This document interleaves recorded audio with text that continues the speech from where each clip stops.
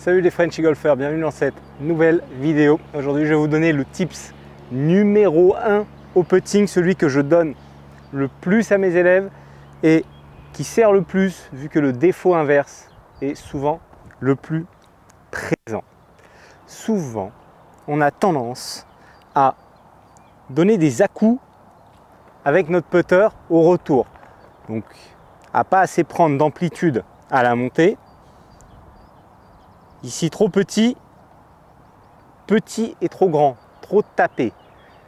Et ce premier tip que je vais vous donner, c'est d'imaginer, il faut de l'imagination bien sûr, que vous avez un verre d'eau posé sur votre tête de putter quand vous faites votre mouvement. Bien sûr, si vous le faites, il va tomber normal.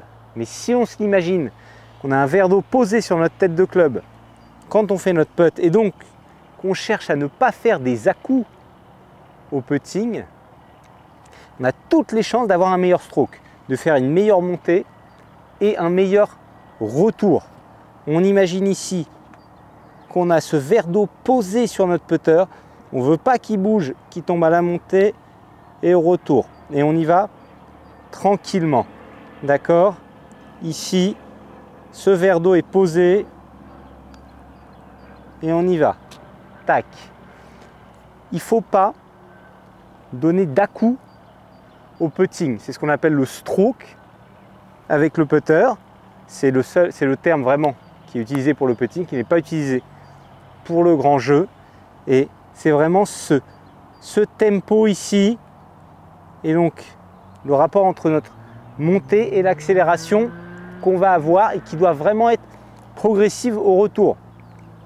Si vous imaginez par exemple une horloge, vous voyez les grosses horloges normandes avec un pendule ici, ou un pendule tout simplement, eh bien le putter accélère progressivement jusqu'à la balle et c'est l'idée qu'on doit avoir. D'accord? Et surtout pas ça, surtout pas ça, mais vraiment ça ici. Et le putter qui navigue de droite à gauche. Et si je le prends ici, je retrouve la même chose au niveau de votre tempo. Et encore plus important, sur les longs putts, où là, on peut avoir encore plus tendance à faire une montée trop courte.